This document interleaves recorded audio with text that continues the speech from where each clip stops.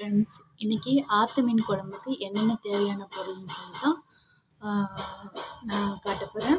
என்னென்னு பார்த்தீங்கன்னா, மிளகாத்தூள், சீரகம், மல்லித்தூள், சின்ன வெங்காயம், ஒரு தக்காளி, அதுக்கப்புறமா வெந்தயம், அதுக்கப்புறமா மஞ்சத்தூள், அதுக்கப்புறமா குருமிளகு, அதுக்கப்புறமா இஞ்சி, அதுக்கப்புறமா ஒரு கொத்து கருவேப்பிலை, அதுக்கப்புறமா ஒரு மூடி தேங்காய், ஒரு 300 கிராம் மீன் கழுவி எடுத்து வச்சுருக்கேன். ஆற்றுலேருந்து பிடிச்ச மீன்.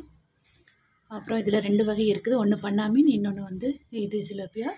அதுக்கப்புறமா தாளிக்கிறதுக்கு தேங்காய் எண்ணெய், அதுக்கப்புறமா கடுகு, தேங்காய் எண்ணெய் ஊற்றுனதுக்கப்புறம் கடுகு, அதுக்கப்புறமா வெந்தயம் போட்டு தாளிக்கவும் வேணும். அதுக்கப்புறமா இஞ்சியும் பூண்டும் பொடியை நறுக்கி வச்சுருக்கேன். அது தாளிக்கும் போது போடணும். இதை வந்து பச்சையாகவே ஆட்டி ஆட்டாங்கல்லில் போட்டு ஆட்டி அதுக்கப்புறமா தாளித்து விட போகிறேன். ஃப்ரெண்ட்ஸ், இப்போ கல்லில் போட்டு ஆட்டி எடுத்துக்கலாம் எல்லாத்தையும். அதுக்கப்புறம் தேங்காயும் இதிலேயே போட்டு ஆட்டிக்கலாம். அப்போ தான் நல்லாயிருக்கும். மஞ்சத்தூளும் போட்டுடலாம்.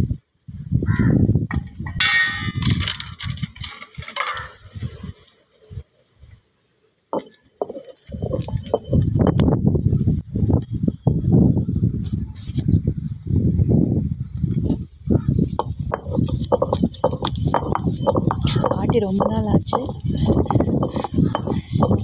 இனி சுற்றியும் தள்ளி விட்டு நல்லா ஆட்டணும். நல்லா சந்தனமாட்டு ஆட்டி எடுக்கணும். அப்போ தான் குழம்பு நல்லா டேஸ்ட்டாக இருக்கும்.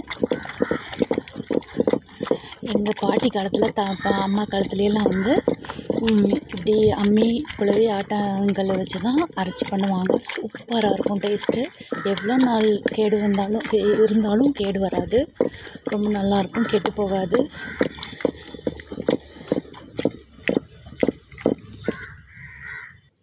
ஃப்ரெண்ட்ஸ், நல்லா அரைஞ்சிருச்சு பாருங்கள். மை மாதிரி இருக்குது பாருங்கள். இந்த அளவுக்கு ஆட்டி எடுக்கணும். அக்காமாருக்கு அம்மாமாருக்கு எல்லாம் சொல்லித்தர வேண்டியதில்லை, அவங்களுக்கெல்லாம் தெரியும். இருந்தாலும் சின்ன பிள்ளைங்களுக்காக சொல்கிறேன். இனி போதும், எடுத்துடலாம். ஃப்ரெண்ட்ஸ், மிளகாயெல்லாம் ஆட்டிட்டு வந்தாச்சு. இனி வந்து மண்பானை வச்சுக்குவோம். இனி தேங்காய் எண்ணெய் ஊற்றிட்டு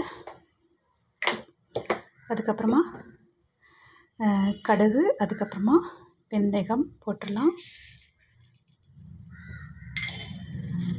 வெடிக்கட்டும். ஃப்ரெண்ட்ஸ், இதில் முக்கியமாக ஒன்று காட்டலை நான். இதுதான் கேரளா குடம்புளி. இது வந்து சொலையாக இருக்கும். நம்ம கட் பண்ணி சுடு தண்ணியில் வாஷ் பண்ணி அதுக்கப்புறமா சுடு தண்ணியிலே போட்டு ஊற வச்சுட்டு குழம்பு கொதித்து வரும்போது இதை போட்டதுன்னா குழம்பு நல்லா கலர்ஃபுல்லாகவும் இருக்கும். அது மட்டும் ரொம்ப சத்தான புளி. கொஞ்சம் விலை கூடுதலாக இருந்ததுனாலும் இது கேரளாவில் அதிகமாக கிடைக்கும். ஆன்லைனில் கிடைக்கும்னு நினைக்கிறேன். பெரிய பெரிய டிபார்ட்மெண்ட் ஸ்டோரில் கிடைக்கும். சூப்பர் மார்க்கெட்லையெல்லாம் வாங்கி யூஸ் பண்ணி பாருங்கள். சூப்பராக இருக்கும். கடுகு நல்லா வெடிச்சிருச்சு.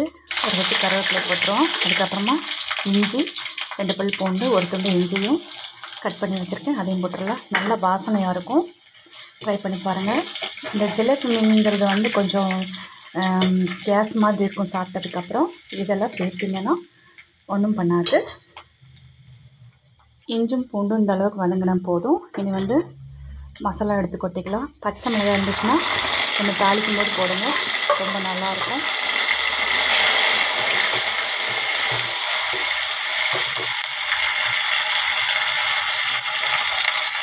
நம்ம ஆற்று மீன் குழம்பு வந்து பச்சையாக ஆட்டி வச்சோம்னா ரொம்ப டேஸ்ட்டாக இருக்கும்.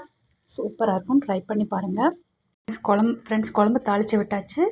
இனி வந்து இந்த புளியை போட்டுடலாம். கொதித்து வரும்போது கரெக்டாக இருக்கும். இந்த புளி ஊற வச்ச தண்ணி, அதுக்கப்புறமா மீனையும் இப்போவே ஃபஸ்ட்டே நம்ம போட்டுடலாம்.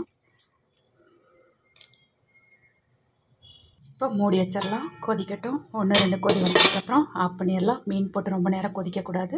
அதுக்கப்புறமா மீன் குழம்பு வச்ச உடனே சாப்பிடக்கூடாது. அதுக்கு ஃப்ரெண்ட்ஸ், குழம்பு கொதிக்குது, பார்த்துருவோம்.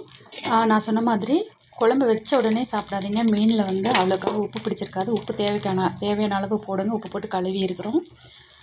அதுக்கப்புறமா பாருங்கள், நல்லா கொதித்து வந்துட்டுருக்குது. மீன் வேகிறதுக்கு ரொம்ப நேரம் ஆகாது, சீக்கிரமாக வெந்துடும். இன்னும் ஒரு கொதி வரட்டும். அப்புறமா ஆஃப் பண்ணிடலாம்.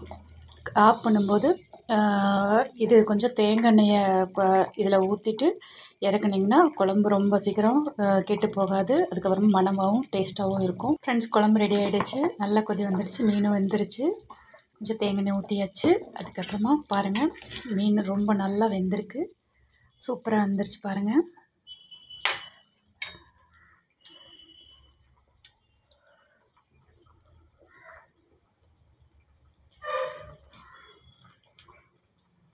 நீங்களும் வீட்டில் ட்ரை பண்ணி பாருங்கள்.